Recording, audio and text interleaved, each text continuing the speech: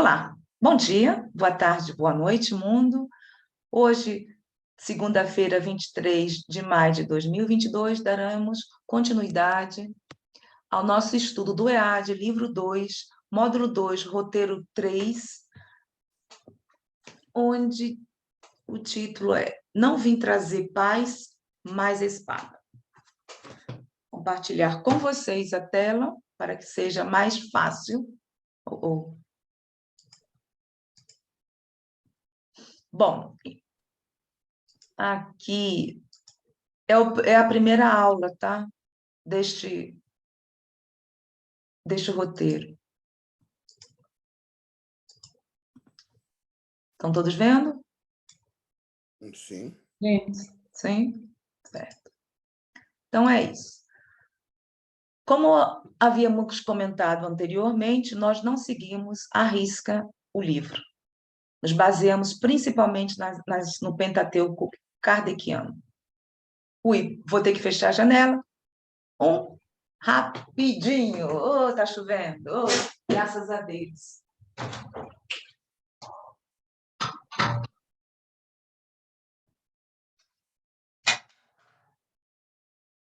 Você pode ir lendo, Sandra, se quiser. Do PowerPoint? Não, é a de livro 2, modelo 2, roteiro 3. Não vim trazer a paz, mas texto evangélico, Mateus 10, 34, 38. Só para que eu possa, para ser mais compreensível, eu coloquei o bloco do Mateus 10, capítulo 10, versículos 34 a 38, tá certo? Uhum. Pronto, para que possamos entender qual é o versículo que estamos nos referindo. Por favor, Sandra. Não cuideis que vim trazer a paz à terra. Não vim trazer a paz, mas a espada. Porque eu vim pôr em dissensão o homem contra seu pai, a filha contra sua mãe e a nora contra sua sogra.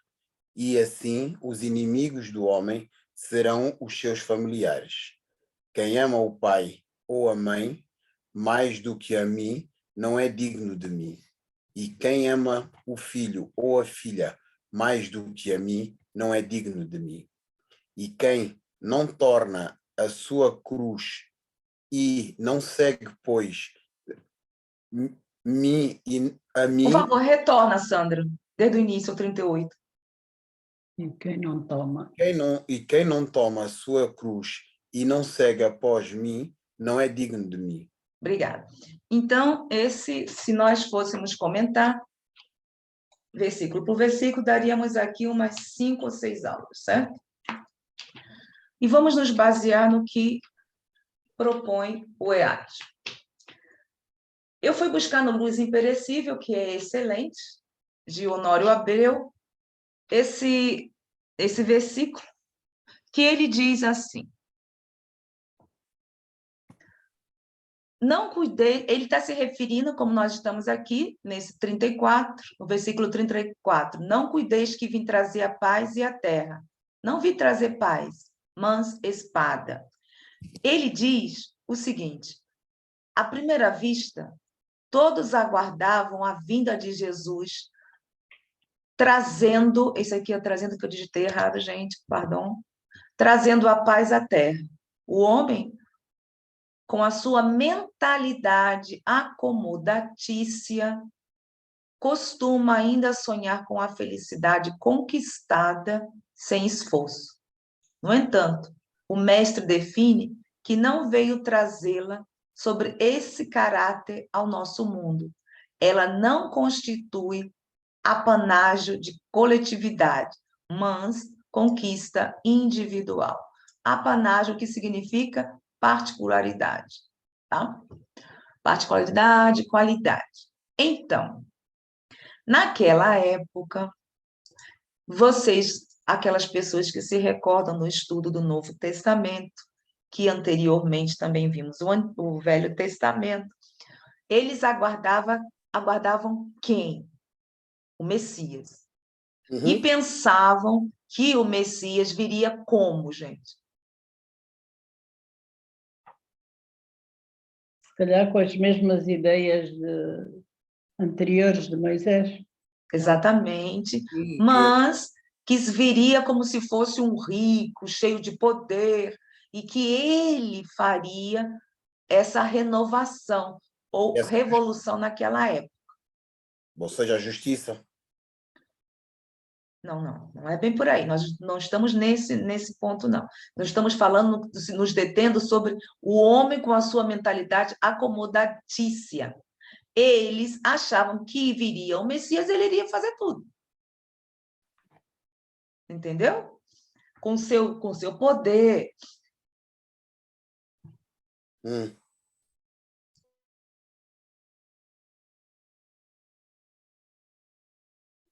Seu poder, com ouro. Não, eles pensavam que ele viria como se fosse uma pessoa rica e não como um ser crístico nascido aonde? Num estábulo. E pobre. Então, estavam só esperando que ele aparecesse e que eles fizessem tudo. Nisso ele está se referindo. A acomodação, neste sentido. Por isso que Jesus fez completamente o contrário daquilo que a época ou a humanidade esperava. Sim, Sandro? Não. Tudo bem. Estou seguindo o teu raciocínio. Celeste? Sim, concordo. É isso. Então, o que ele quis dizer aqui? Com as tuas palavras, Sandro. Se queres que eu te diga, por acaso até estou aqui com o IAD aberto para tentar compreender essa primeira parábola em que ele diz não vim trazer a paz. Versículo. Então, o primeiro. É o versículo, não uma parábola, versículo. Que não vim trazer a paz, mas a espada. Sim, estamos iniciando. Por isso que ele não cuideis que vim trazer a paz à terra. Sandro, nós dividimos. A primeira parte. Eu não estou falando ainda no fim trazer a terra, não estou. Eu estou me referindo, não cuideis que vim trazer a paz à terra. Primeiro bloco. A ideia com que eu fico, Jesus vem dizer que pelas minhas palavras, que eu vim-vos dar instruções para que vocês próprios possam então pôr a paz na terra. Ou seja, ele vem-nos dar as ferramentas suficientes para que nós a ponhamos em prática. Sim. Muito bem. Isso aí, que nós vamos ver também. Muito bem, Sandra. Então, além disso, eu fui buscar no livro mais perto que eu não conhecia, Chico Emmanuel. Não há números de capítulo nesse livro, pelo menos no que eu encontrei. E o título é Doadores da Paz. Os obreiros da paz são sempre esteios benditos na formação da felicidade humana. O que são esteios? Eu esqueci de colocar. São suportes, né? Muito bem. Os que falam na concórdia, os que escrevem concitando a serenidade, os que pregam a necessidade do entendimento, os que exortam a harmonia,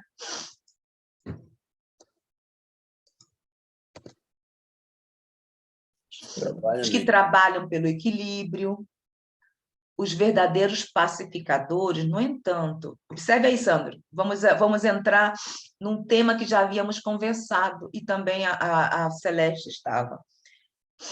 Os verdadeiros pacificadores, no entanto, compreendem que a paz se levanta por dentro da luta e por si mesmo. Não ignoram que ela é construída laboriosamente, construída por aqueles que se dedicam à edificação do reino do amor. Entre as criaturas, tais quais sejam os que carregam os fardos dos companheiros diminuindo-lhes as preocupações, os que aguentam sozinhos, pesados sacrifícios, para que os entes queridos não se curvem sobre o peso da angústia, os que procuram esquecer-se, para os que os... Siga aí, Sandra, por favor. Aqui. Para que os outros se façam desfavorecidos ou destacados. Os que abraçam responsabilidades e compromissos de que já se sentem dispensados, para que haja mais ampla facilidade no caminho dos semelhantes.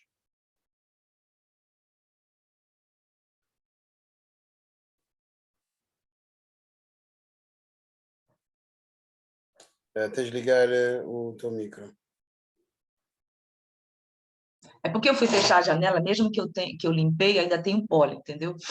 Bom, então vamos ver pacificadores. Vamos iniciar para entender o que vem a ser pacificadores, porque existe uma diferença entre pacificadores e pacíficos. Recordam? Uhum. Aí ele diz aqui no mesmo livro que pacífico é o amigo da paz. Pacificador é aquele que, além de pacífico, trabalha, age em favor da paz. O pacífico, às vezes, pode ser passivo. O pacificador, necessariamente, tem que ser ativo, atuante. Olha aqui, Gandhi, Martin Luther King, Madre Teresa de Calcutá e Mandela. São os atuais pacificadores. Por que não são pacíficos? Pela ação que impuseram dentro das suas próprias crenças. Perdão? Porque trabalharam pela paz e exemplificaram. Exatamente. Agiram, não só falaram. E de uma forma impressionante, como todos os missionários, a maior parte. Eles não tinham que ter armas em mãos. Por isso que eles são amigos da paz. A palavra era o suficiente. A maior A arma. palavra e os exemplos. Exatamente. Então, retornando ao que lemos, qual é a síntese desse mais perto, doadores da paz?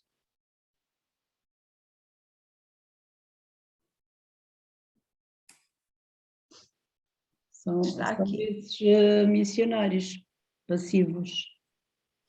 Porque eles voam com a palavra que transmitem. São os pacificadores. Um de cada vez, aí eu não vou entender, meus amores. Vamos lá. Vamos, Celeste, por favor. Celeste? Repita lá a pergunta, Zélia. Vamos entender a essência do que doadores da paz. Dentro deste versículo que nós lemos sobre a acomodação e como pacificadores e entre a diferença entre pacificadores pacíficos dentro desse versículo. Para entendermos. Pacificadores. Pacificadores são aqueles. Não. Dentro deste versículo, para entendermos, nós vimos que na humanidade estava o quê? Esperando, vamos dizer, um Messias que agiria em benefício deles. Do povo hebreu. Certo? E aí tudo na parte material, né? E talvez até com guerras. Ou guerra. Certo? Mas veio um pacificador. Por que Jesus é considerado pacificador e não pacífico? É pacificador pela palavra, pelos exemplos, pelo amor. Porque ele agiu. Por tudo o que ele fez. Porque ele agiu. Enquanto os pacificadores podem ser pessoas boas, mas não têm essa ação, são pacíficos. Então, para que possamos entender a essência, dentro da doutrina espírita, o que, quando nós estamos estudando, tentando interiorizar a doutrina amorosa cristã, o mundo espiritual, vamos dizer, não espera, porque ele não espera, mas o que podemos ser pacificadores? Em que sentido? No local onde nós nos encontramos. Sim, então, pacificadores podemos ser pacificadores não só neste caso nós estamos a ser pacificadores. Porquê? Porque estamos a estudar a obra de Cristo e ainda por cima estamos a divulgá-la. Não é de uma forma direta, mas de uma forma indireta para os que virão. Neste caso, para nós, os que estamos aqui em direto, mas também para os que virão. Mais tarde poderão ver. Logo, isso aí torna-nos pacificadores. Não. Não? Como não? Não. Porque nós podemos... Em que sentido você está dizendo de divulgar? Nós estamos a estudar.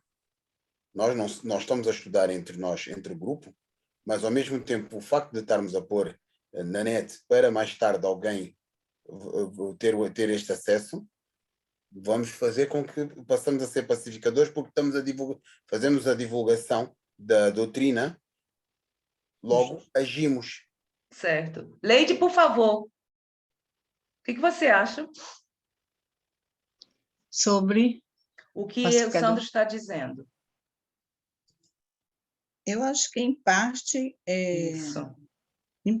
é certo, mas nós não somos, eu acho, automaticamente pacificadores, porque pode ser que a gente contribua, mas no privado a gente não seja tão pacificador assim, né? Eu espero que seja você, Sandra, mas eu ainda não me coloco como uma 100% pacificadora. Não, é assim, estamos todos em construção. Infelizmente. Estamos todos em construção, mas aqui a situação que se fala, tudo bem, com certeza que nenhum de nós poderemos nos equiparar a nenhum dessas personagens que tenham como exemplo. Mas o facto de estarmos aqui a estudar, publicando a doutrina, Uhum. poderemos, no meu caso, eu vejo isso nesse sentido. Estamos a ter uma ação. Logo, se estamos a ter uma ação, deixamos de ser passivos, deixamos de ser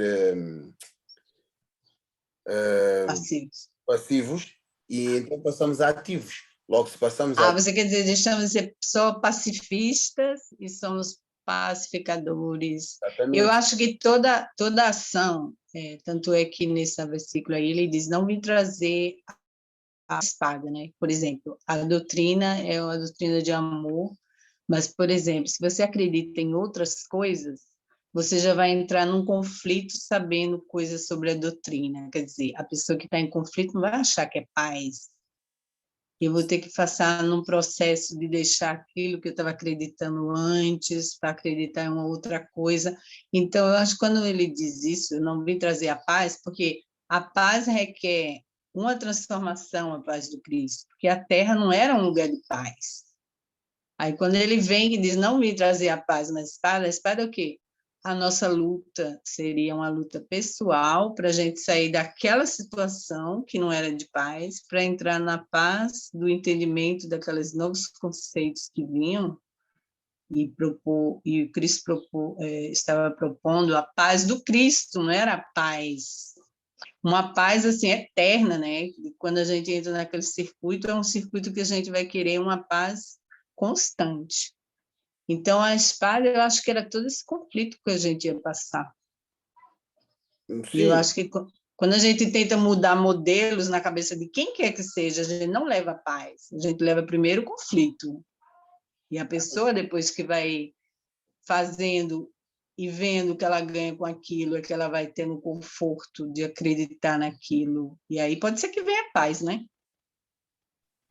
Sim, isso aí eu concordo plenamente com o que dizes, mas o não vim trazer a paz, mas a espada, é o facto de nós... Gente, nós estamos ainda conversando sobre o primeiro bloco. Nós não adentramos ainda ao segundo e o terceiro, no caso aqui. Não, começamos só. Não penseis que vim trazer a paz à terra. Sim, eu penso que Pronto. Aí nós falamos sobre pacificadores e eu perguntei o que vocês acham de nós como pacificadores e pacíficos dentro do entendimento da doutrina espírita. Eu acho que às vezes a gente acha que acha que já tem uma bagagem para ser pacificador, mas às vezes a gente entra no circuito também de tentar convencer o outro e a gente vê como a gente é rapidinho o agressivo, o que quer afrontar, não tem a paciência dos tempos do outro. Aí já não é o pacificador que a gente pensa. Sim, mas Eu falo por mim, né? Eu estou falando por mim. Às vezes eu fico dizendo conceitos, eu digo, a pessoa não está nem pronta para saber isso ainda. Bom, exatamente. Então, vimos aqui algumas ideias. Gostaria de saber se há algumas outras pessoas, Marinete, Maria Helena, boa noite, que querem boa noite. também... Estou ainda no trânsito, Zélia, mas nesse sentido eu acho que nós ainda não estamos ainda preparados. Sabe? Assim, nós estamos estudando, mas para ser assim, um pacificador, nós precisamos ainda um pouco mais, sem estar assim, ondulando, sabe? Vamos pegar a Madre Teresa. Ela não ondulava, ela fazia as coisas com, sabe? Por exemplo, acho que nós ainda não estamos preparados ainda para isso. Muito bem, então vamos adiante, porque a Leide falou, botou os pontos corretamente, o Sandro colocou os seus pontos, mas vamos entender... Um segundo. Eu não posso concordar com isso, porque o simples facto de nós já tomarmos consciência torna-nos nós um pacífico, com rasgos de pacificador. E rasgos de pacificador quando? Quando nós temos, quando estamos a falar, quando estamos a tomar, a usar a nossa parte moral que nós próprios trabalhamos em nós e conseguimos transmitir ao outro.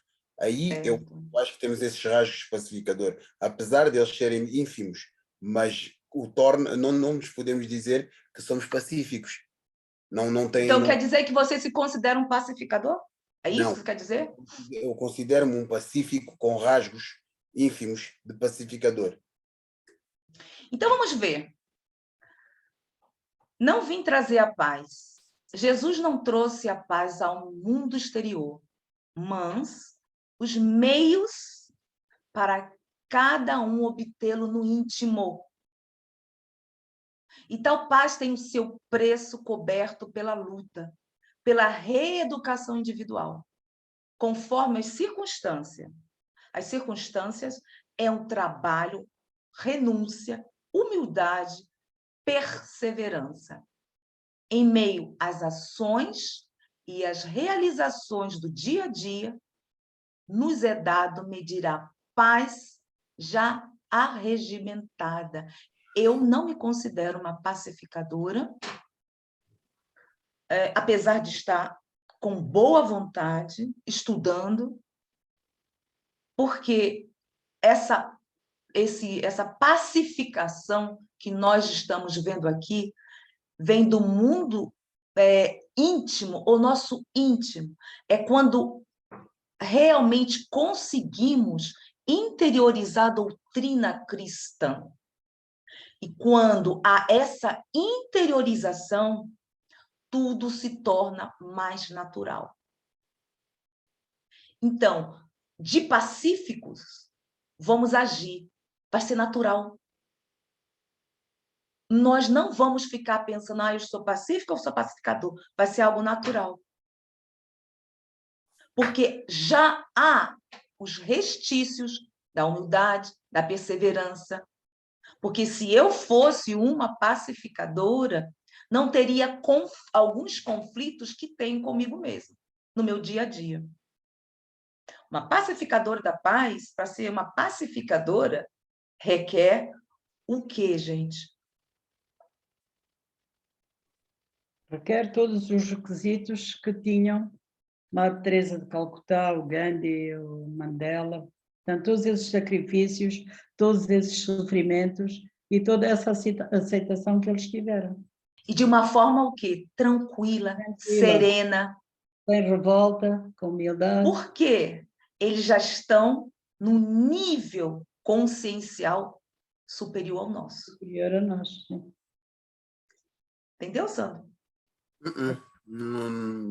Ok, tudo bem, mas eu penso que se nós temos essa porque assim, o simples O Sandro está mais a levar à letra. Ele tá ao pé da letra, ele não está pegando a Ao pé essência. da letra. Nós estamos Ele não está pegando a essência, ele não está captando. Então, vamos fazer o seguinte, Sandro.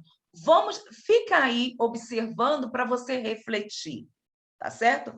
Então, por isso, já que você não entendeu, leia, por favor. Não é o que eu não entendi. Não, são reflexões. Não é que não entenda, são reflexões e cada um tem o seu tempo, essas coisas, tudo isso. Então, vamos refletir para que possamos tomar a essência do que eles querem dizer. Ou, no caso, o Emmanuel agora. Celeste, então, por favor, lê. Vinha de Luz, capítulo 105, Paz do Mundo e Paz do Cristo, Chico e Manuel. É indispensável não confundir a paz do mundo com a paz do Cristo. A calma do plano inferior pode não passar de estacionamento. A serenidade das esferas mais altas significa trabalho divino a caminho da luz imortal. Nos círculos da carne, a paz das nações costuma representar o silêncio provisório das baionetas. A dos abastados inconscientes é a preguiça improdutiva e incapaz. A dos que se revoltam no quadro de lutas necessárias é a manifestação do desespero doentio. A dos ociosos sistemáticos é a fuga ao trabalho. E a dos arbitrários é a satisfação dos próprios caprichos. A dos vaidosos é o aplauso da... Espera só um instantinho.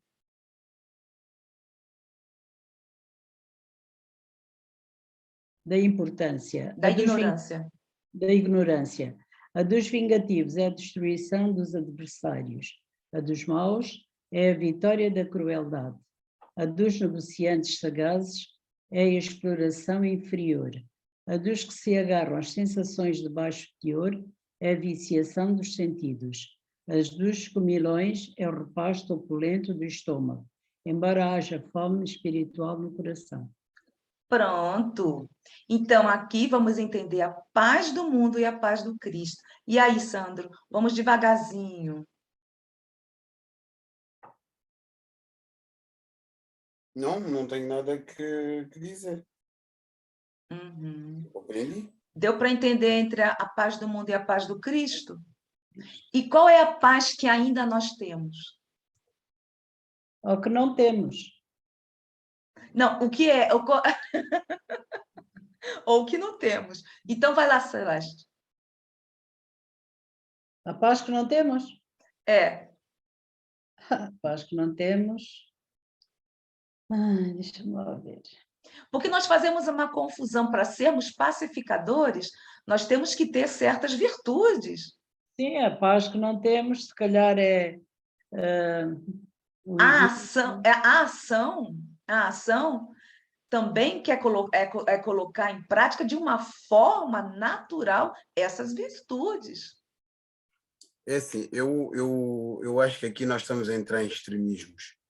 Sinceramente, eu fico com essa ideia, porque isto é como uma dieta. Se nós comemos 4 ovos e passamos a comer 3, é uma dieta. Com certeza que não é a dieta ideal, mas já vamos a caminho. E aqui nós estamos a falar em pacificadores já feitos, já concluídos, já chegaram ao estado máximo. Enquanto que, desde pacíficos a pacificadores, há uma série de estágios a alcançar, nomeadamente começamos pela interiorização, começamos pelo autoconhecimento, começamos por todas as matérias que começamos a ver aqui. Mas eu não posso dizer com certeza que somos pacificadores, mas não posso dizer que o que nós estamos a fazer aqui, o trabalho que cada um faz é dentro dele mesmo e no melhoramento diário, que seja pacífico. Certo. Muito bem. Então, alguma coisa a acrescentar? Alguém mais?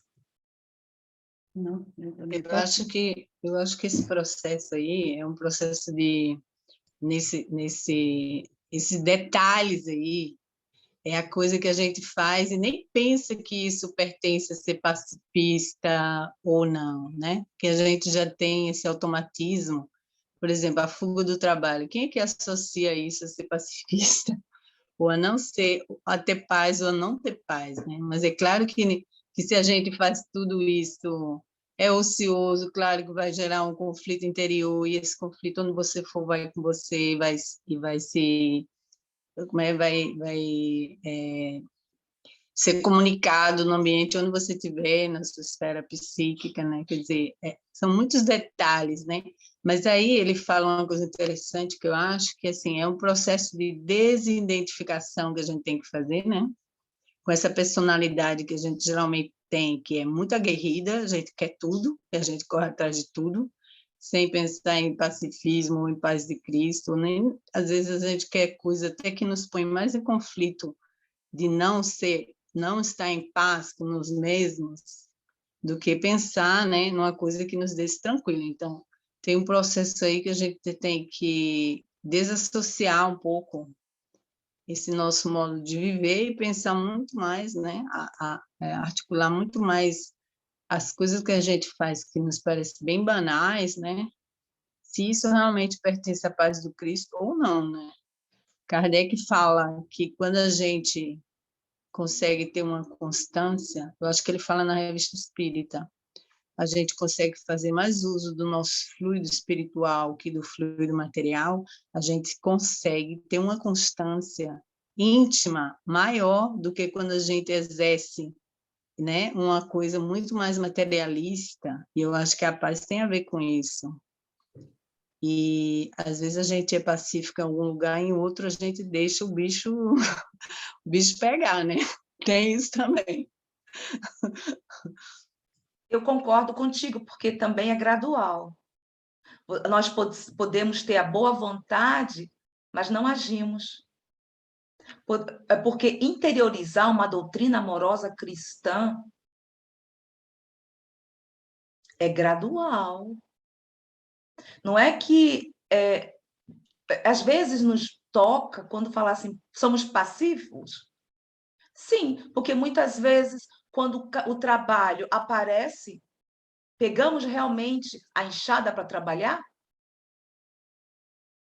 Ou nos deixamos levar pelo nosso dia a dia? Aí que está aqui, ó, foi bem claro. Como estamos atuando diariamente? Somos mais, nos deixamos levar mais pelo material ou não? Então, ele deixou claro, a paz do mundo, a nossa paz, o que entendemos de paz, a paz do Cristo. No que se refere a pacificador e a pacífico, é a mesma coisa. Como nós estamos diariamente nos comportando? Como pacíficos ou pacificadores? Porque para ser um pacificador, para se colocar em ação, tem que se ter algo chamado exemplo. Não vai nos afetar certas coisas. Não vamos sair, vamos ficar tão desequilibrados. Ou lembra as ondulações dos pensamentos? Não serão tão assim desequilibradas. Para mim, certo? Eu acho que é assim. Então, nós estamos ainda muito, eu digo por mim, ansiosos ou ociosos no que se refere até o todo, quando nós estamos em um centro espírita, ou vamos falar no centro espírita, já que são a maioria aqui, eu acho que todos são espíritas. Como estamos agindo dentro do centro espírita? Estamos sendo realmente ativos? Então, como está o nosso comportamento? Para que possamos entender. Estamos nos deixando mais levar pelo material, ou realmente estamos dispostos a permitir a interiorização da doutrina da doutrina amorosa cristã? Mas vamos continuar, porque são questões filosóficas e passa de pessoa para pessoa, né? Bom, gostaria de ler, ou Leide, ou não pode? Posso. Onde? Na espada, é? A partir de onde? Luz imperecível? Ok. Eu não estou ouvindo você. Essa aqui daí, Ela tem Luz, micro desligado. luz imperecível. Era Luz, desculpa. É que eu desliguei. Desculpa. Vocês têm que me dizer, porque eu não vejo, gente. Eu me esqueço, entendeu? Ok. Mas a Então, espada. Aqui na Luz imperecível, ok. mais espada. Uhum. Mas a espada, na verdade, tanto que ele ensina, se vos permanecerdes na minha palavra, verdadeiramente sereis discípulos. E conhecereis a verdade, e a verdade vos libertará. João 8, 31 e 32. De posse da verdade, temos condição de discernir, separar o bem do mal, a veracidade da mentira e a virtude do vício. É ela o instrumento apto a promover, quando bem dirigida, a fortaleza interior pelo controle da imperfeição, que a falta de vigilância podem emergir e nos levarem a sofrimentos e decepções. A espada de Jesus, que substancia todo o acervo dos seus sublimes ensinos, está representada inequivocavelmente pela cruz do Calvário. É por ela que a individualidade, renunciando à própria vida em nome do amor, vence a luta que lhe compete. Então, o que significa a espada? Dentro desse contexto, para entendermos acima todo o versículo, não penseis que vim trazer a paz à terra, vim trazer a paz, mas a espada, aí já dá para compreender. A luta, né? O enfrentamento das coisas que a gente tem que transformar, né? E também a espada, que é algo, é simbologia, né, gente? Nós sabemos. Estamos cortando o quê? Os nossos antigos, vamos dizer assim, vícios, maus hábitos. Porque com o passar do tempo, com o estudo, vamos adquirindo bons hábitos. E vai ser gradual a ação, de uma forma benéfica, primeiro conosco, e depois vai se irradiando. E teremos essa fortaleza interior. Ele disse que veio trazer a espada, mas em que sentido? Através do seu ensinamento, para nos questionando, fôssemos também ter esse conflito interno, refletindo para depois colocar em ação o que estamos gradualmente aprendendo. Não é assim, de uma hora para outra, né? Porque não nos esqueçamos que estamos num planeta ainda muito que nos deixa muito a desejar. Estamos no terceiro ponto na escala espiritual, em termos de evolução. Essa parte... Por favor. Não, por favor. Essa parte aqui eu acho muito interessante. É por ela que a individualidade, né? É por ela que a cruz, né, que ele fala, renunciando à própria vida em nome do amor. Quer dizer, essa personalidade, né, que eu tinha ensinado antes, que eu acho Isso. que a gente vem com essa personalidade superficial destinada a morrer, né? Essa personalidade que a gente tem é destinada à morte. Isso. A morte é através dessa transformação, né? A gente sai dessa individualidade. Aliás, a gente se individualiza, né? A gente se individualiza como pessoas na luta para depois aceitar que o Cristo vive em nós, como diz Paulo, né? Já é Ele que vive em mim, quer dizer, você aceita, é um processo ao contrário, né? Porque a gente nasce coletivo, né? A gente é animal, a gente é tudo coletivo, né? Todo mundo passa pelos processos coletivos, e quando a gente vira homem, hominal, a gente se individualiza com uma personalidade, né? E essa personalidade tem que com a ser razão, controlada. com a razão, Leide, com a razão, É exato. a razão. A gente vai de novo, redimensionar essa razão, né? O racional, para descobrir, pensar o racional que pensa sobre si mesmo, né? Para atingir, né, essa individualidade e depois renunciar a ela, né? Que a gente praticamente a gente renuncia para poder, né, reconhecer o Cristo, né? Reconhecer o Deus. E aí está a diferença entre os animais, que passamos por todas essas fases, e nós. Por que a individualidade? Eles têm consciência daquilo que estão fazendo? Nós temos. Não é isso? Então, essa individualidade seria o quê? Temos consciência daquilo que estamos fazendo. É justamente o período onde, na parte hormonal, temos a consciência. E com a consciência podemos tem o quê? A razão, o raciocínio. Não é isso? Bom, alguma coisa a mais? Podemos seguir? Ou Marinete, eu não sei onde Marinete está, chegou em casa, quer comentar alguma coisa? Cheguei. Quer comentar alguma coisa? Essa parte aí, Zélia, eu não vim trazer a paz, mas a espada, eu lembro muito assim, nesse sentido, na oração de São Francisco.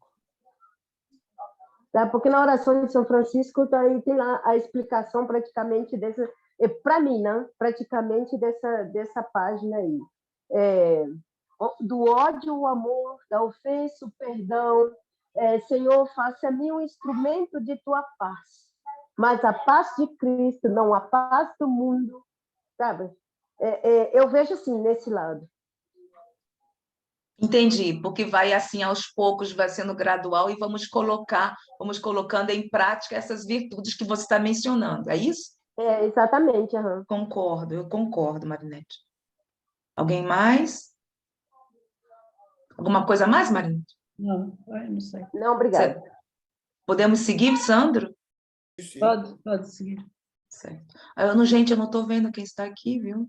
Maria Helena, se quiser colocar dentro aqui do que você está achando sobre isso aqui, Maria Helena. Não, está comigo. No momento não dá nem para eu falar, porque eu estou com minha tia aqui, doida para ela dormir, aí eu não posso nem falar. Tudo bem. Dormir para poder... Tá entendendo? Tudo não bem. Tem como falar. Mas pelo menos você está aí conosco, escutando, Não, vai absorvendo. tô escutando. Isso que importa. Então, vamos seguir, gente. Perdi uns 10 minutos. Tá certo, minha linda. Estou assistindo, tá? Então, vamos continuar. Eu fui buscar também continuando na página 72, no meu livro, tá? Não sei aí a edição de vocês. Não vim trazer a paz, mas espada. A espada, neste sentido, é um instrumento de progresso que corta as nossas más inclinações num processo de intensa batalha íntima.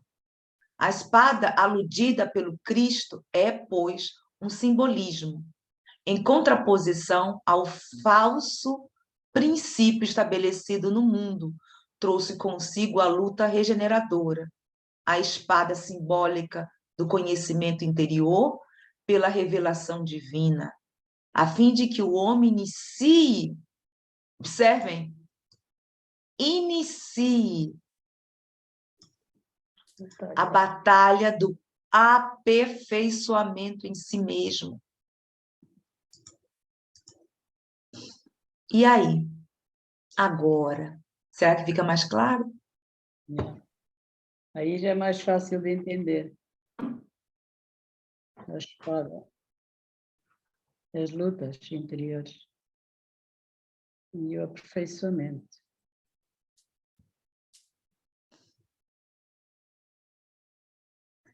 Alguma coisa, gente? Não, para mim. Posso seguir? Acho que Porque não é só para ficar falando aqui, lendo, não.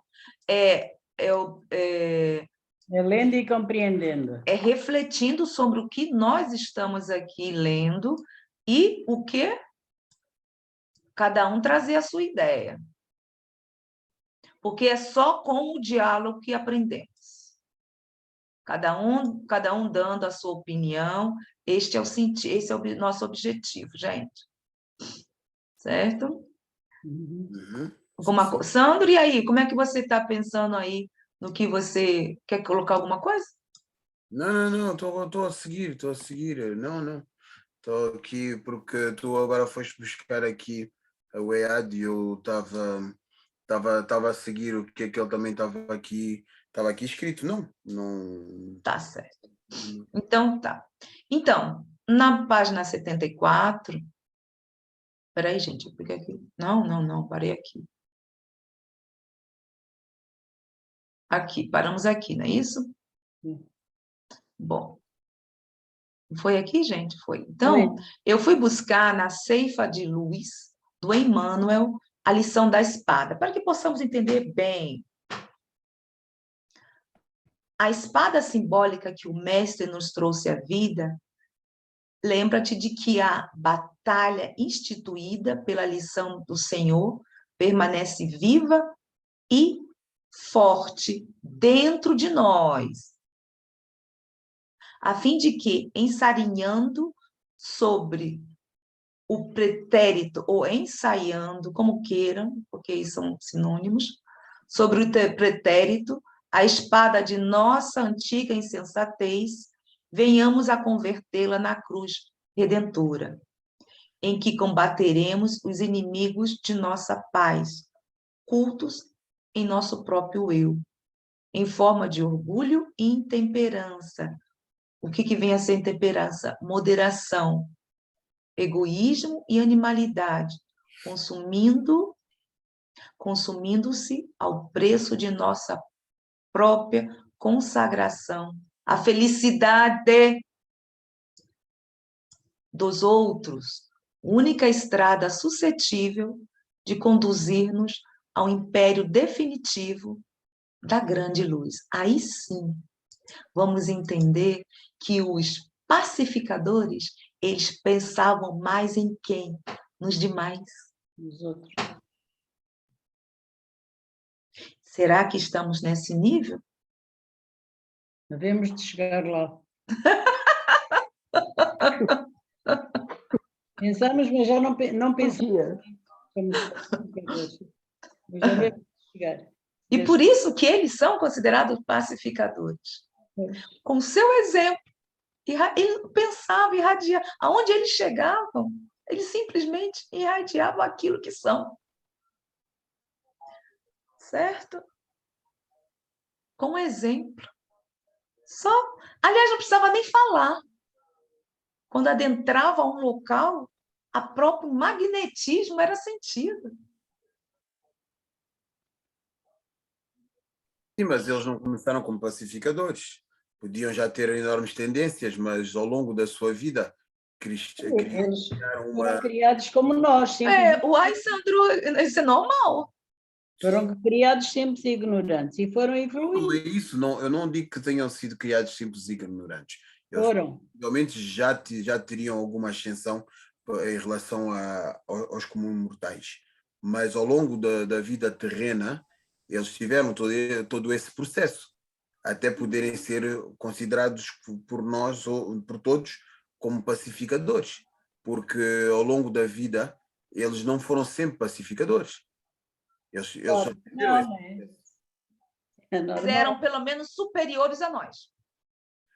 Sim, eles já são seres superiores a nós, com mais evolução. Com mais evolução. Isso que quer dizer. Tem alguns temas que vamos conversar, que alguns pacificadores, principalmente com Gandhi, que nós já havíamos conversado também sobre isso, eu acho que foi com Sandra, não me recordo. Tem alguns pontos que deixam a desejar, mas com o passar do tempo, também ele foi minimizando alguns pontos que agora não vêm ao caso. Mas não significa que eles não eram superiores a nós. Não, aqui Sabe, não, sim, você já viu o filme da Madre Teresa? não. Não? Dá uma olhadinha lá, que você vai entender isso direitinho. A Madre Teresa, no início, ela era uma freira, tá? Ela trabalhava, era uma freira, tinha uma chefe acima dela, mas chegou uma época que ela falou assim que isso não é o que Jesus está querendo dela. Ela precisa de mais. Ela precisa servir, mas fora da casa de Do madre, convento. tá? Era do Do convento. convento, obrigado. Ela tem que servir mais fora do convento. Vê lá que você vai ver, você vai entender direitinho. Atenção, eu não ponho sequer em questão o facto de eles serem pacificadores e o que eles fizeram que foi divinal, não é isso que eu ponho em questão. Aquilo que eu ponho em questão é que porque eu acredito que em alguma altura da vida deles eles tenham tido os mesmos desertos, as mesmas coisas, porque ao longo da vida eles foram-se formando até poderem desabrochar e hoje serem para todo o planeta esses pacificadores que nós temos como referência. É só nesse aspecto que eu estou a falar. Ao longo da vida, não. Porque não foi só nessa existência. Para serem pacificadores, não seria ilógico nessa só essa existência. Várias reencarnações. Mas se nós estamos a falar dessa maneira, então não podemos dizer que eles eram como nós. Porque se eles já foram em várias existências, já têm uma bagagem completamente diferente quando vêm nessa última Mas reencarnação. é por isso que são missionários. Por isso que são seres missionários. Tudo bem, eu não digo que não é isso. Por exemplo, o Gandhi, todos os que já falamos. Será que eles nasceram já pacificadores? Sandra, tudo tem um princípio. Não, não é isso. Ouça uma coisa. Não, eles não nasceram pacificadores. Mãe, Nós um dia também poderemos ser. Mas para isso temos que viver várias vidas, várias reencarnações, vários aprendizados, vários sacrifícios, vários estudos que eles passaram, para nós chegarmos lá. não é isso. Então, quer dizer, mas então vamos pôr as coisas claras. Se é preciso uma série de reencarnações para podermos chegar muito longe do que eles já foram, quer dizer que eles na última reencarnação, eles não vieram, não estavam no mesmo nível que nós, já estavam a um nível muito superior, apesar de não serem perfeitos, mas ao longo dessa vida que tiveram na Terra, conseguiram desabrochar todas as experiências que o levaram até o facto de serem pacificadores nesta vida que tiveram na Terra, na última, é isso que eu estou a dizer. Sim. Podemos continuar? Para mim pode. Assim, os inimigos do homem serão os da sua própria casa. Mateus, capítulo 10, versículo 36. O registro deve ser examinado sobre dois aspectos. Aqui, estamos nos falando, assim, os inimigos do homem serão os da própria casa. Registro deve ser examinado sobre dois aspectos: o da família consanguínea e o da própria pessoa. A doutrina espírita nos ensina que as pessoas que se desentenderam em outras reencarnações, estão hoje, em geral, congregadas dentro de uma mesma família, buscando o resgate e a harmonização indispensáveis. No âmbito familiar, os inimigos ou adversários agem e reagem uns sobre os outros, criando obstáculos à união e ao respeito mútuos, ainda que disto não se deem conta.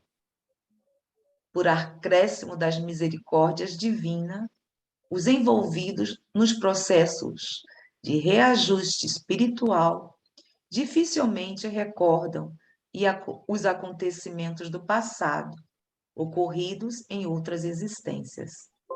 Entretanto, as antipatias, os ódios, os ciúmes, as desconfianças e etc., são impulsivamente manifestadas, a ponto de ocorrerem separações, perseguições e outros problemas.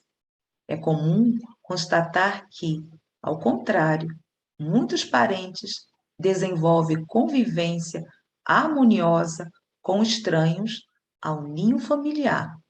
São os amigos e benfeitores de outras existências. Eu vou terminar para que possamos conversar, tá?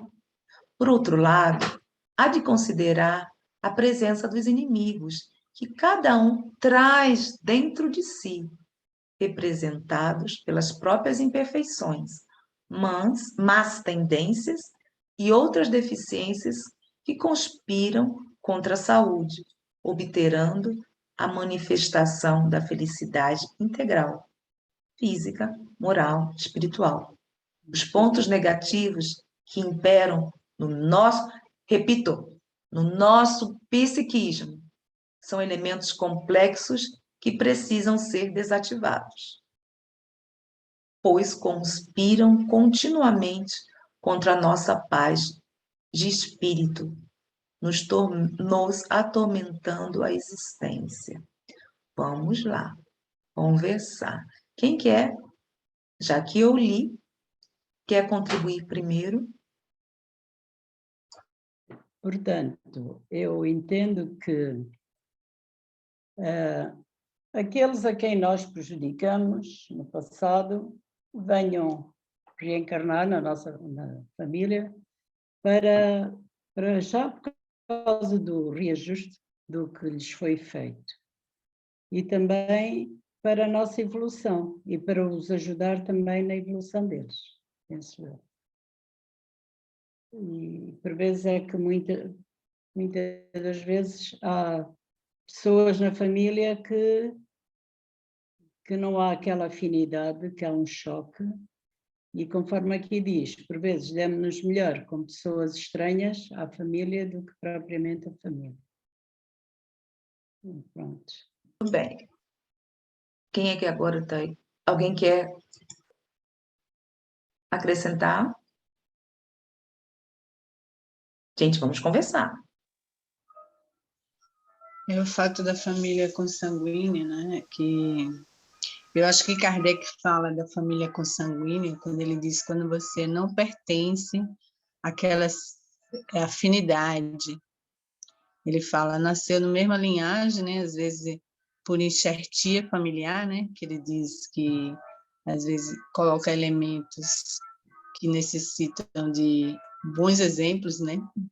Em meio a assim, a pessoas que ainda estão num nível, às vezes, espiritual mais baixo, digamos, eu digo assim, né? Porque numa família pode ter vários níveis espirituais, né? Pessoas de vários níveis. Mas quando a pessoa atinge um nível muito mais elevado, naturalmente, ela não vai mais poder fazer parte daquele grupo, agrupamento, né? Vai fazer parte de outro. Mas tem sempre essa enxertia, né? Às vezes não é por afinidade, né? Eu cito sempre a Ivone, né? Que nasceu na família que não era a dela, né? Que ela já sabia que não era aquele pai, não era aquela mãe que ela sempre teve nas outras existências, né? Que ela tinha essa capacidade de ver, né? O pai, saber das existências passadas. Aí tem essa coisa da família consanguínea. eu acho que Kardec fala também de afinidades consanguíneas, às vezes em grupos que nascem na mesma época, né, encarnam na mesma época como família, mas não tem nenhuma afinidade.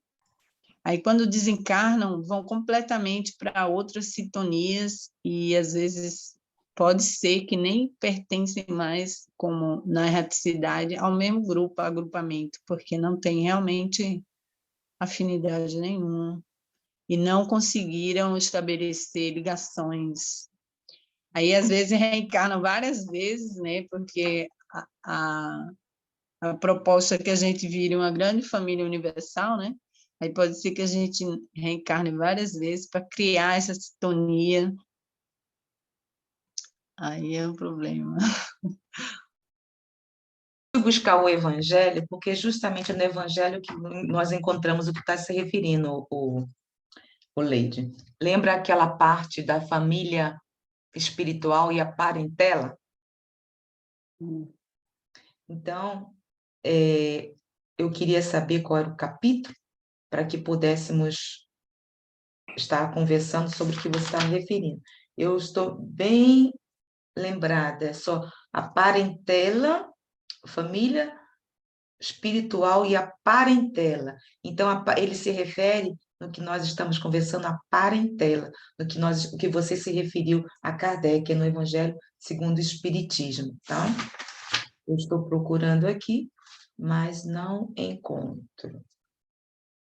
Se não me engano, qual é o título? Aqui, eu acho. Honrar o pai, parentesco corporal e espiritual. Capítulo 14, honra o teu pai e a tua mãe. Certo?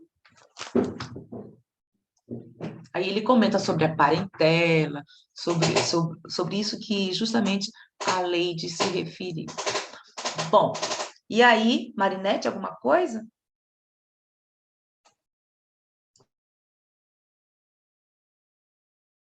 Não, obrigada. Está bem explicadinho, acho que está bem explicadinho as coisas, né? Celeste falou bem, a nossa amiga aí, que eu esqueci o nome dela, ela também completou. Leide. Né? Leide, obrigado, porque é exatamente isso, eu concordo também com Leide, que é exatamente isso, quando a gente vem uma vez no mundo, né? E nós não cumprimos com o que nós prometemos, nós vamos voltar, nós vamos até a gente corrigir os nossos erros, né? Aí um dia estaremos no patamar alto que não precisamos mais estar nessas ondas, não? Nesse vai e vem, mas assim acho.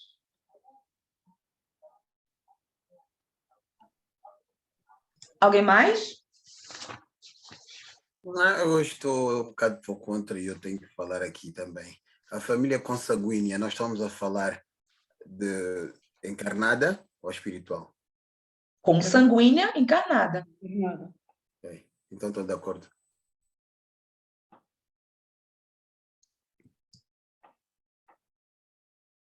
Agora, aquelas famílias que se entendem, que não há muitos conflitos, que parece que foram feitas umas às outras, essas penso eu é que são as famílias espirituais, né? Que já viveram várias encarnações juntos, não é? Observe, eu vi um caso, eu acho que foi nas redes sociais, é o amor que uma criança sentia pela sua babá. Era impressionante. Impressionante. Já tinha sido familiar dela. Ela teve que se mudar para um outro estado, no Brasil, ele sentia, porque ele foi criado desde que nasceu por ela. Mas entre ambos existia uma conexão tão impressionante que os pais fizeram uma festinha, bom, tão bonita. Então, no aniversário dele, os pais perguntaram: o que você quer de presente? Ele: o meu presente é ir ou ver a minha babá. Olha! Né? Olha, então observe o amor dessa criança por esta pessoa. E aí, ela é uma família, faz parte da família consanguínea? Não, aí tinha a ver com a espiritualidade. Se calhar já tinha vivido outra vida com ela, Porque é o que o Evangelho diz aqui. outra existência.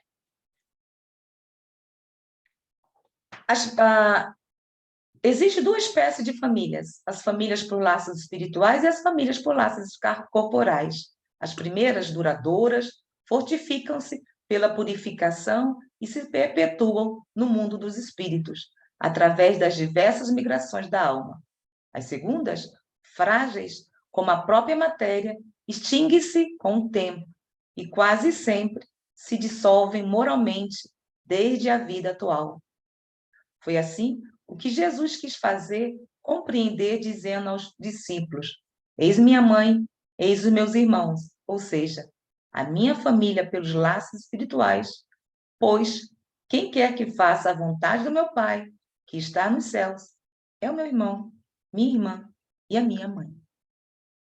Isso é a base da doutrina espírita, que nós sabemos que reencarnamos na família, onde encontramos nossos maiores adversários, e nós, quando desencarnados, muitas vezes pedimos para reencontrar com eles, porque a nossa consciência pede.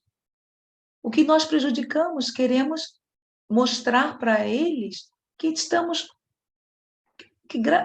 melhores do que encarnações passadas. Vai ser fácil? Claro que não. Mas temos a vontade e temos também toda a eternidade. Afinal de contas, somos espíritos imortais. Mas vamos lá. Alguma coisa a mais, gente?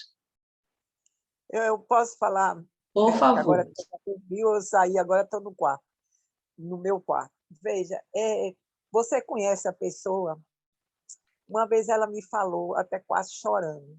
Ela disse para mim: Maria Helena, eu fui para ser espírita porque eu queria entender porque minha mãe gosta do meu irmão, que ele não faz nada, não trabalha, não faz nada, só dá trabalho a ele.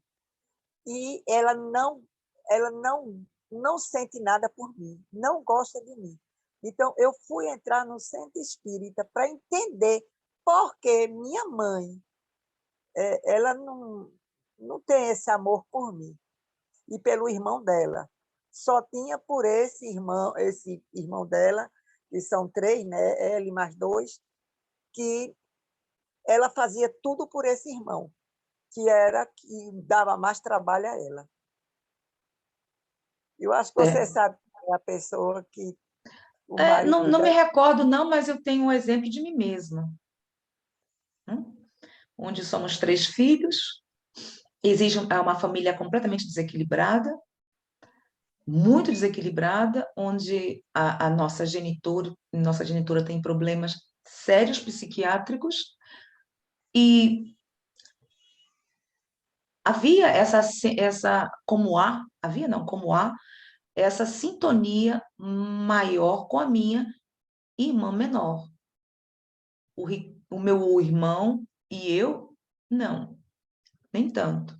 E olha que é a mais nova. Então, se vê que é uma família onde está o quê? Foi necessário essa reencarnação para a compreensão. Hoje, eu olho a minha genitora com uma gratidão muito grande.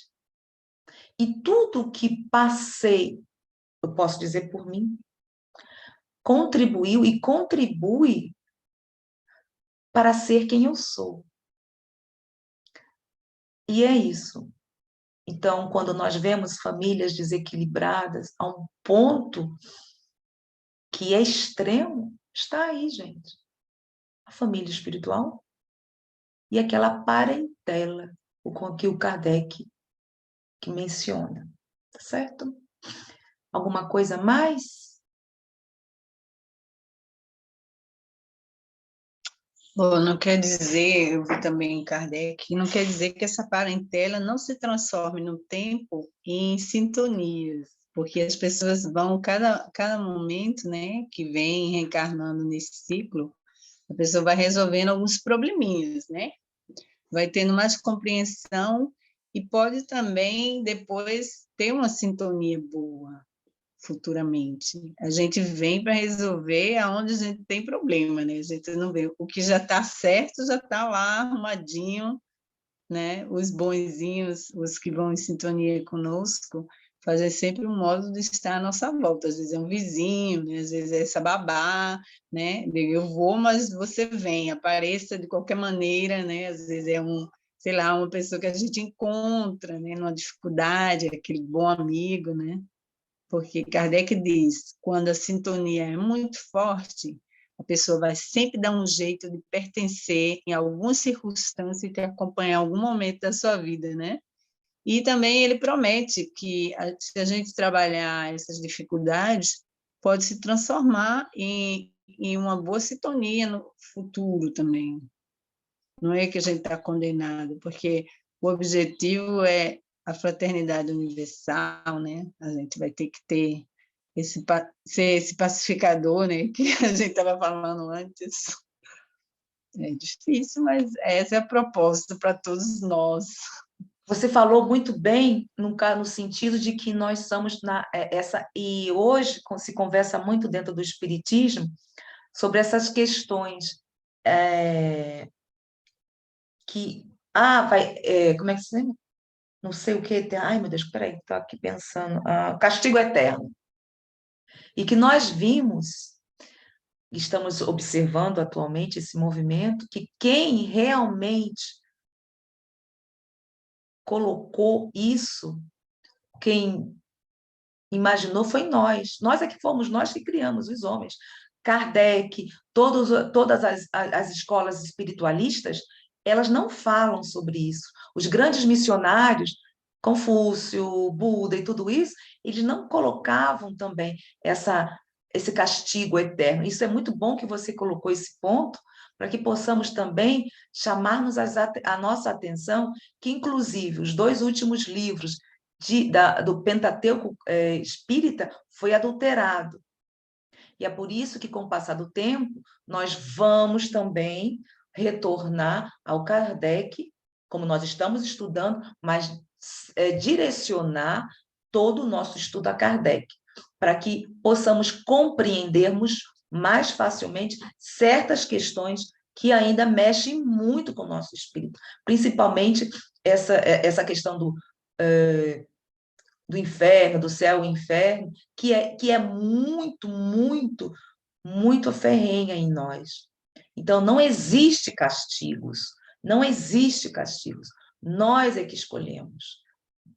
Por quê? Porque quando nós chegamos no mundo espiritual, com o passar do tempo, vamos ter uma visão completamente diferente do que tínhamos quando estávamos na carne, no corpo físico. E é isso que é bom você ter mencionado, inclusive sobre o bem e o mal, que essa dualidade não existe. Fomos nós que colocamos como uma forma até de domínio da massa, e que foi trazido pelos povos como é que se chama? Os panteístas. Mas isso aí é bom conversarmos um pouco, porque vamos também entendendo que é algo natural. Tudo é natural.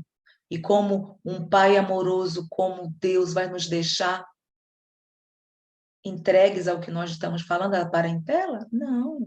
Por isso que surgem esses suportes, como a babá, como outras pessoas, amigos durante os nossos sofrimentos. Quando não são amigos, aparece do nada pessoas que naquele momento nos dá um suporte e às vezes desaparece. Não temos nem mais contato. Que isso? É a paternidade, é o amor divino. Né? O Cristo trouxe ao mundo a espada renovadora da guerra contra o mal, constituindo em si mesmo a divina fonte de repouso aos corações que se unem ao seu amor. Esses, nas mais perigosas situações da terra, encontram nele a serenidade inalterável.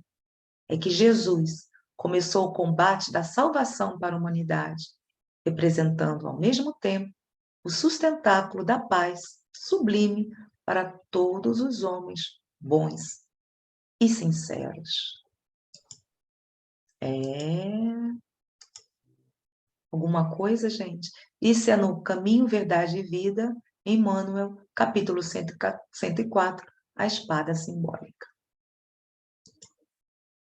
Alguma coisa? Temos 2 minutos.